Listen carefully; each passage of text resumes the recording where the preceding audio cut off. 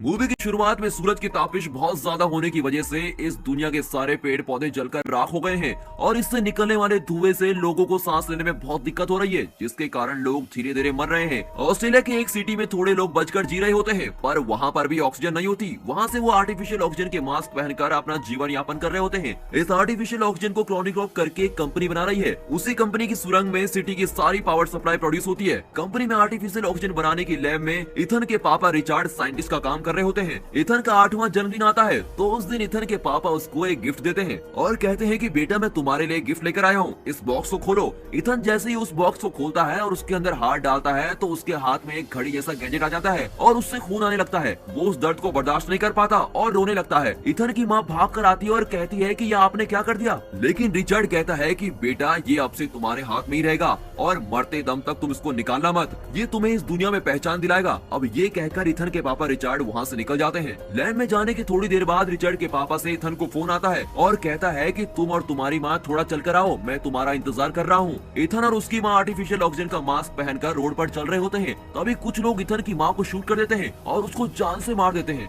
उसका मास्क और इथन का मास्क निकाल कर वहाँ से चले जाते हैं। अब इथन पापा पापा करके पुकार रहा होता है कि पापा बचाने के लिए आएंगे, लेकिन वो आता ही नहीं। तभी जूडो करके एक आदमी आता है जो कि आर्टिफिशियल ऑक्सीजन का मास्क देकर उसको वहाँ से बचाकर ले जाता है और उसको अपने साथ पालने लगता है। इथन के पापा रिचर्ड के काम करने वाली क्रोनिकॉप कंपनी में वो एक इलेक्ट्रिसिटी डिपार्टमेंट में काम कर रहा होता है। अचानक एक दिन वहाँ पर पावर प्रॉब्लम आती है और उसको रिलोड करने के लिए इथन बहुत ट्राई करता है। तभी अलर्ट आता है कि अगर 30 सेकंड में उसको ठीक नहीं किया गया तो एक बहुत बड़ा बॉम्ब ब्लास्ट होगा। इथन कैसे भी करके उसको ठीक कर देता है। ऐसी पावर प्रॉब्लम ठीक करने में इथन बहुत ही माहिर हो जाता है। उसके बाद ड्यूटी खत्म करके सारे वर्कर्स लाइन में खड़े हो जाते हैं। फिर उनकी आंखों को स्कैन कर रहे होते हैं। उसके लिए वो मास्क निकालते हैं और मास्क निकालते वक्त उस वर्कर्स में से एक खून की उल्टी कर रहा होता है। ये आर्टिफिशियल ऑक्सीजन सबको सूट नहीं करता और इसी की वजह से बहुत लोगों को ऑक्सीजन सिकनेस हो जाता है, जिसके शिकार होकर वो थोड़े दिनों में ही मर जाते हैं। तभी दिखाते हैं कि एक सिख आदमी अपने आप को आग लगाकर जला रहा होता है और ये सब इथन की आंखों के सामने हो रहा होता है। वहाँ से कट करके मूवी का टाइटल 2067 डाल के मूवी शुरू होती है।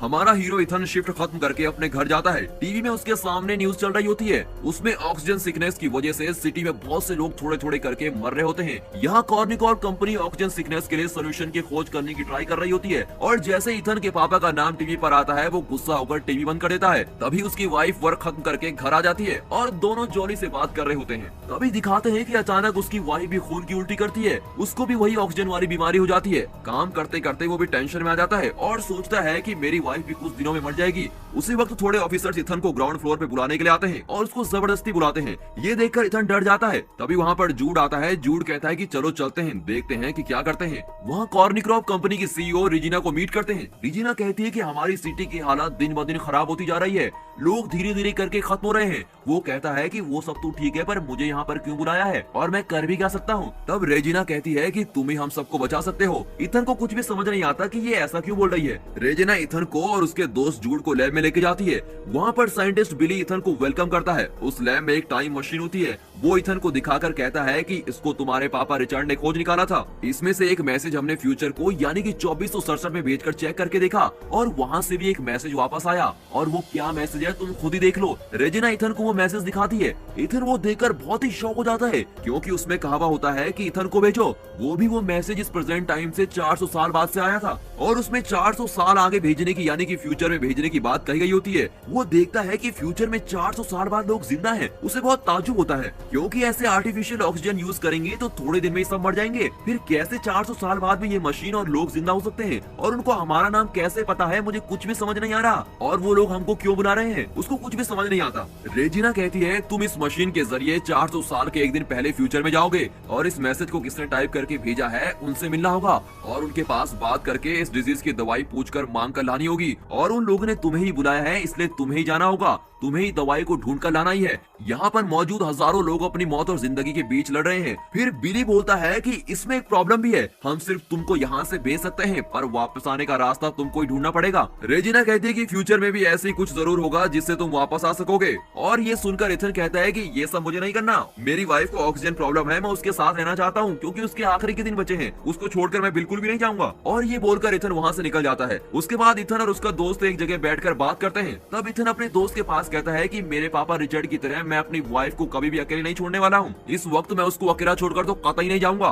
तभी जूड कहता है तुम दूसरों के लिए दवाई लेने नहीं जा रहे हो, तुम अपनी वाइफ के लिए भी दवाई लेने जाओगे वहाँ। और फिर उसका मन बदल जाता है। इथन घर जाकर जो कुछ हुआ वो सब बातें अपनी वाइफ को बता रहा होता है। वो सुनकर उसकी वाइफ कहती है कि तुम कैसे इतने सेल्फिश हो सकते हो, तुमने देखा था पिछले साल मेरी क्लास में 20 बच्चे पढ़ रहे थे पर अब सिर्फ क्लास में 12 ही बचे हैं। ऐसे ऑक्सीजन की कमी से मरने से बेहतर है तुम वहाँ जाकर दवाई लेकर आ जाओ, तभी सब खुश रह पाएंगे। ये सब तुम करोगे तो मुझे बहुत गर्व होगा, तुम जरूर मेरे लिए दवाई लेकर वापस आओगे, मुझे तुम पर बहुत भरोसा है और तुमको जाना ही होगा। उसके बाद इथन रात को जब उसकी वाइफ सो रही होती है तो वहाँ पर एक फूल रख देता है, बट वो फूल असली का नहीं होता, वो कुछ लोहे की पंखुड़ियों से बना हुआ होता है। उसमें उसने लिखा हुआ होता है आई विल बी बैक, और ये लिखकर वहाँ से निकल जाता है। अब आपको तो पता ही होगा कि ये लोहे का फूल क्यों है, क्योंकि वहाँ पर पेड़ पौधे तो है नहीं, तो असली का फूल कहाँ से आएगा। लेकिन जब वो जा रहा होता है तो उसकी वाइफ सोई नहीं होती, वो सिर्फ सोने की एक्टिंग कर रही होती है और वो इथन को पता नहीं चलने देती कि वो उसको देख रही है। अब इथन कॉर्निक्रॉप कंपनी के लैब में पहुंच जाता है, वहाँ रेजिना उसका वेट कर रही होती है। इथन उसके पास कहता है कि उस दवाई का एक ड्रॉप भी मिलेगा तो मैं उसको पहले अपनी वाइफ को ही दूंगा, अगर तुम ये बात मानती हो मैं तभी वहाँ जाऊंगा। ठीक है करके रेजिना भी एक्सेप्ट कर देती है। अब वो टाइम ट्रेवल का सूट पहनकर उस मशीन में रेडी होकर बैठता है। तभी साइंटिस्ट बिली इथन को एक छोटा सा गैजेट देता है और कहता है कि ये आयरन मैन पिक्चर में आने वाला जार्विस की तरह एडवांस रोबोट है, ये तुम्हारी एक एक मूवमेंट को रिकॉर्ड करेगा और तुम्हें सारी चीजें बताएगा। जूड भी उसको बाय करके भेज देता है। अब मशीन ऑन हो जाती है, उसमें काउंटडाउन शुरू होता है और 0 के आते ही इथन के बदन पर बहुत सारे रेडियंस पास होते हैं और बहुत ही स्पीड से टाइम ट्रेवल करके फ्यूचर में जाकर वहाँ एक जंगल में लैंड होता है। लैंड होते वक्त बेहोश होकर गिर जाता है। आंखें खोलकर देखता है तो उसका सूट जल रहा होता है। वो उसको गौर करता है, वो उठकर उसको बुझाने की कोशिश करता है पर वो आग और जल रही होती है, तो वो उस सूट को निकाल कर फेंक देता है। अब वो सूट उसकी आंखों के सामने जलकर विस्फोट हो जाता है। तभी वो एक चीज पर गौर करता है, उसके चारों तरफ सारे हरे भरे पेड़ हैं। ये देखकर वो बहुत ही खुश हो जाता है और ताज्जुब भी होता है, क्योंकि पहली बार उसने इतने सारे पेड़ पौधे, इतनी नेचुरल ऑक्सीजन देखी होती है और उसका खुशी का ठिकाना नहीं रहता। अब वो हर चीज को छूकर मजे ले रहा होता है। दोस्तों, ऐसा सब हमारे साथ तो नहीं हो सकता, पर एक गेम के लिए पूछता हूँ, पेड़ पौधों के बिना आप इस दुनिया में कैसे सरवाइव करोगे? और क्या आपने कभी कोई पौधा लगाया है? अगर लगाया है तो कमेंट में जरूर बताना, और नहीं लगाया है तो प्लीज अब से लगाना शुरू कर दीजिए, क्योंकि आप जानते हैं ना, पेड़ है तो हम हैं। खैर, चलिए वापस मूवी में आते हैं। अब वो उस गैजेट की मदद से रूट को फॉलो कर रहा होता है। वो जा रहा होता है, तभी वहाँ पर एक आदमी का कंकाल पड़ा हुआ है और उसको देखकर वो डर जाता है। उसके कॉलर पर देखता है तो इथन वाइट करके लिखा हुआ है।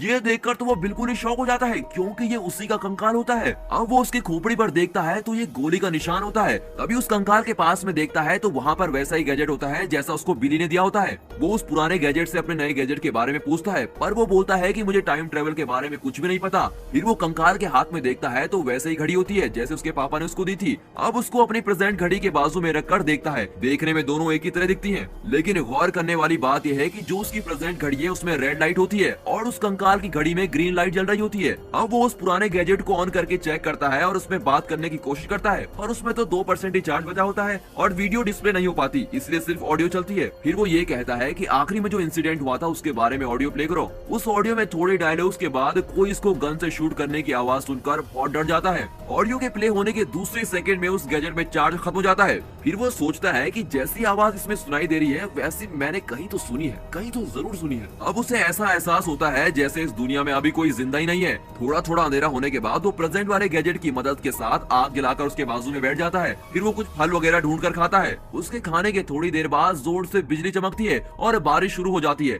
तभी देखते हैं कि दूर से कुछ रोशनी नजदीक आ रही है। उसके बाद एक आदमी उसके नजदीक आ रहा होता है। उसको देखकर ये सोचता है कि कहीं ये वही आदमी तो नहीं जिसने मुझे मारा था, और वो डर कर भागने की कोशिश करता है, पर वो बेहोश होकर गिर जाता है क्योंकि उस फल में जहर होता है। आया हुआ आदमी उसके हार्ट पे एक इंजेक्शन लगाता है। थोड़ी देर बाद आंख खुलने पर उस आदमी के नजदीक आने पर ही पता चलता है कि वो उसका दोस्त जूड है। तब जूड कहता है कि तुमने वो जहरीला फल खाया, इसलिए मैं तुमको बचाने के लिए यहाँ आ गया हूँ। तुम अपनी जान के लिए लड़ रहे थे, जिसको हमने गैजेट के जरिए देख लिया था। तुम्हें बचाने और तुम्हारा साथ देने के लिए मैं भी आ गया हूँ। दूसरे दिन सुबह हो जाती है। फिर इथन जूड को भी वही कंकाल दिखाता है जो उसने देखा था, और ये देखकर जूड भी बहुत आश्चर्यचकित हो जाता है। उसके बाद दोनों जल्दी जल्दी दवाई ढूंढने की कोशिश कर रहे होते हैं और कहते हैं कि हमें जल्दी वापस भी जाना है। फिर वो अपने गैजेट से हेल्प मांगते हैं। वो उसको नया रूट दिखाता है। उसको फॉलो करते जाते वक्त वहाँ पर एक दरवाजा दिखता है। सिर्फ इथन उस दरवाजे के पास जाकर खड़ा हो जाता है। जूड एक पेड़ के पीछे छुपकर बैठ जाता है। तभी उस डोर से एक इंस्ट्रूमेंट निकलकर बाहर आता है और इथन की आंखों को स्कैन कर रहा होता है, और दूसरे ही सेकंड वो डोर खुल जाता है। दोनों अंदर जाते हैं। अंदर बहुत ही अंधेरा है और और थोड़ी दूर चलने के बाद एक सिस्टम को देखते हैं। उसमें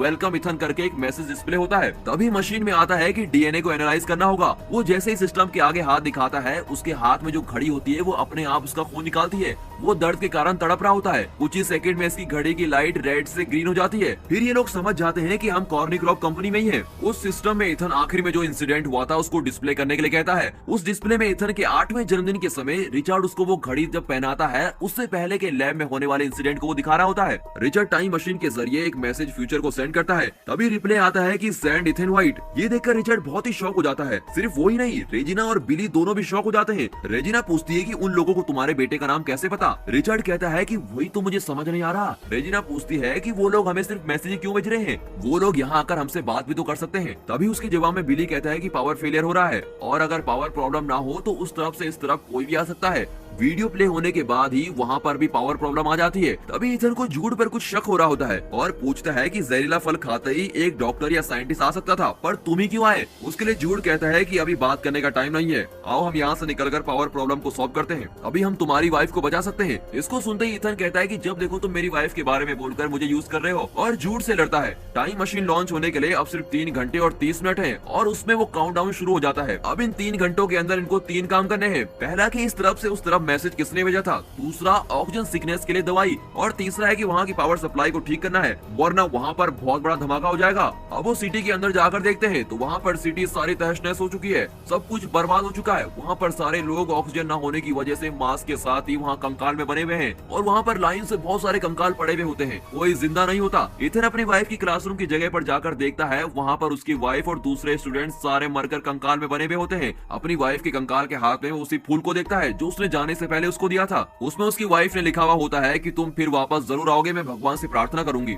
ये देखकर वो बहुत अपसेट होकर रोने लगता है। वो जूड को देखकर कहता है कि हम किसी को भी बचा नहीं पाएंगे, सब लोग मर चुके हैं, और फिर दीवार पर लगकर बैठ जाता है। रोते हुए वो जूड से कहता है कि अगर मैं अपनी वाइफ को छोड़कर नहीं आता तो उसके साथ ऐसा कुछ भी नहीं होता, और ये सब लोग मरकर ऐसे कंकाल बनकर पड़े हैं, इसका मतलब तो यही है कि मिशन ऑलरेडी फेल हो चुका है। लेकिन जूड कहता है कि चिंता मत करो। ये सुनते ही इथन उस पुराने गैजेट की आखिरी ऑडियो को फिर से प्ले करता है और उसको सुनता है। उसमें वो वैसी आवाज को सुनता है जैसे जूड निकाल रहा होता है, और वो सोचता है कि कहीं वो जूड ही तो नहीं जो मुझे मारने के लिए आया है। उस ऑडियो को सुनकर जूड भी बहुत डर जाता है। फौरन जूड अपने आसपास रखी हुई पिस्टल को निकालकर ऑडियो में आई हुई आवाज जैसे हीरो को धमकाता है। आखिरी में जूड कहता है, मैंने तुमको शूट नहीं किया और तुम भी मरे नहीं हो, इस इंसिडेंट को बदल दिया गया है। तभी उनको एक वार्निंग मैसेज सुनाई देता है कि 2 घंटों में पावर प्रॉब्लम सॉल्व नहीं हुई तो यहाँ पर बहुत बड़ा धमाका होगा। उसको सुनते ही वो सोचते हैं कि पहली 2 प्रॉब्लम तो हम सॉल्व नहीं कर पाए, पर एटलीस्ट इसको तो सॉल्व करना ही होगा। फिर वो दोनों उठकर सुरंग के अंदर जाते हैं। स्टार्टिंग में वो जिस जगह पर काम कर रहे होते हैं वो वही जगह होती है। इथन उस जगह की प्रॉब्लम को सॉल्व करके देखता है, पर वो सॉल्व नहीं होती। उसी वक्त उस रूम का दरवाजा बंद होने लगता है। रूम के बाहर खड़ा हुआ जूड भागकर उसको रोकते हुए इथन को बाहर आने के लिए कहता है। इसके लिए इथन कहता है कि अगर मैं भी बाहर आ गया तो यहाँ इस प्रॉब्लम को सॉल्व कौन करेगा, और मैं बाहर आ गया तो धमाका होकर सब कुछ बर्बाद हो जाएगा, उसके बाद कुछ भी ठीक नहीं हो सकता। अब जूड के हाथ को धक्का देकर वो उस दरवाजे के अंदर ही बंद हो जाता है। जूड बाहर से बहुत चिल्ला रहा होता है। उस रूम में ऑक्सीजन धीरे धीरे कम हो जाती है, लेकिन वो उस प्रॉब्लम को सॉल्व कर लेता है और बेहोश हो जाता है। तभी जूड उस डोर को तोड़कर अंदर आकर बेहोश हुए इथन को उठाकर वहाँ से बाहर ले जाता है और पावर सप्लाई फिर से एक्टिवेट हो जाती है। अब उन्होंने तीसरा काम तो यहाँ पर पूरा कर लिया, जो था पावर सप्लाई ठीक करने का। अब इथन यहाँ की सारी चीजों को जानने की कोशिश करता है, पर जूड उसको कुछ भी जानने नहीं देता, इसलिए जूड और उसकी लड़ाई हो जाती है। तभी इथन को एक आइडिया आता है। अपने नए गैजेट की बैटरी को निकालकर वो पुराने गैजेट में डाल देता है और उसमें वीडियो प्ले करता है। इसी बीच इथन जूड को एक रूम में धकेलकर उसको बंद कर देता है। आखिर में उसके पापा रिचर्ड के साथ क्या हुआ ये जानने के लिए वो वीडियो प्ले करता है। उसमें दिखाते हैं कि रिचर्ड इथन के पास बात करता है। इथन, तुम्हारा डीएनए होगा तो ये मशीन एक्टिवेट होगी। ये मशीन बुरे लोगों के हाथ में नहीं आनी चाहिए। ये मशीन अगर बुरे लोगों के हाथ में आ गई तो लोग इसका गलत उपयोग करेंगे, तुम्हें ही सबको बचाना पड़ेगा। तभी वही वाला सीन आता है जब वो कह रहा होता है कि तुम और तुम्हारी मम्मी चलकर आओ, मैं तुम्हारा इंतजार कर रहा हूँ, और फोन कट कर देता है। तभी रेजिना और जूड को दिखाते हैं। रेजिना कहती है कि इन सारे लोगों को बर्बाद होने दो, अगर मर गए तो दुनिया अपने आप ठीक हो जाएगी और फिर से पेड़ पौधे उग जाएंगे और ऑक्सीजन बनने लगेगी। अब क्योंकि रेजिना चाहती है कि वही फ्यूचर में जाए और सिर्फ वही बच पाए, रिचर्ड कहता है कि मेरे बेटे का डीएनए रहेगा तो ये मशीन एक्टिवेट हो पाएगी। रेजिना बिली के पास कहती है, तुमको ये मशीन ऑपरेट करने आती है?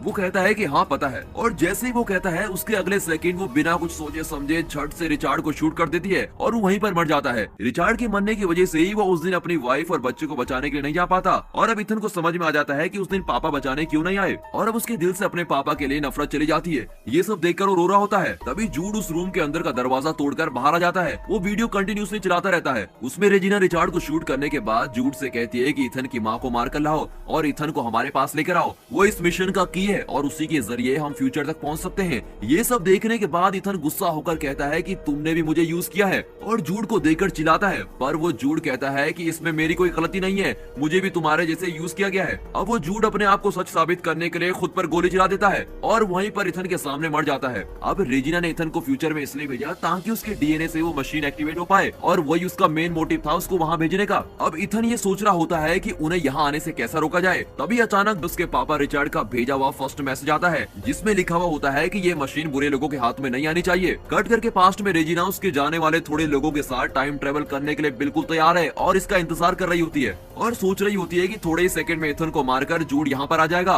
और जैसे ही वो आएगा हम उसको भी मार देंगे और यहाँ से फिर हम फ्यूचर में चले जाएंगे। थोड़ी देर में मशीन में काउंटडाउन शुरू होता है और जैसे ही 0 आता है वो सब खुश हो जाते हैं और सोचते हैं कि जैसे ही वो आएगा खट से शूट कर देंगे, लेकिन वो सब ये देखकर शॉक हो जाते हैं क्योंकि उस मशीन में बहुत सारे पेड़ पौधे आ रहे होते हैं और उसी के साथ वो मशीन शट डाउन हो जाती है। कट करके दिखाते हैं कि इथन ने मशीन को बंद कर दिया है और उसको देखकर रेजिना चीखकर बहुत जोर से चिल्लाती है। उन पेड़ पौधों के साथ रेजिना के रिचार्ड को भी शूट करने वाली वीडियो भी है और उसी के साथ उसने अपनी वाइफ के लिए गिफ्ट भी भेजा है। तभी एक एनोनिमस रेडिएशन के जरिए इन्फॉर्मेशन मिलने की वजह से पुलिस कॉर्निक्रॉप में छाप मारती है। सारे पेड़ पौधों को लेकर रेजिना को भी गिरफ्तार कर लिया जाता है। इन पेड़ पौधों के साथ वो लोग नए पेड़ पौधे उगा रहे होते हैं और यहाँ पर दूसरा काम खत्म होता है और सभी लोग सोच रहे होते हैं कि भगवान ने उनके लिए पेड़ पौधे भेज दिए हैं। ये सब कुछ न्यूज में चल रहा होता है। उसकी वाइफ ये देखकर बहुत खुश हो जाती है और सोचती है कि ये इथन का काम ही है और वो समझ जाती है कि मेरे पति इथन ने किया है। तभी इथन का भेजा हुआ गिफ्ट एक लड़की आकर उसको देती है। उसको ओपन करके देखती है तो उसके अंदर असली का फूल होता है। उसको देखकर वो बहुत खुश हो जाती है और उसकी आंखों में आंसू आ जाते हैं। अब फ्यूचर में रह रहे इथन को दिखाते हैं। अब वो भागकर जाके सिटी को देखता है, वहाँ पर भी बहुत सारे लोग जिंदा हैं और सारी सिटी में हरे भरे पेड़ पौधे हैं और वहाँ पर बहुत खुश रहता है और यहाँ पर ये मूवी खत्म होती है। इस फिल्म को समझने में थोड़ी दिक्कत जरूर होगी, मैं समझता हूँ, पर इस वीडियो को आप फिर एक बार जरूर देखिए ताकि इसके अंदर की सारी हिडन डिटेल्स आपको समझ में आ जाए।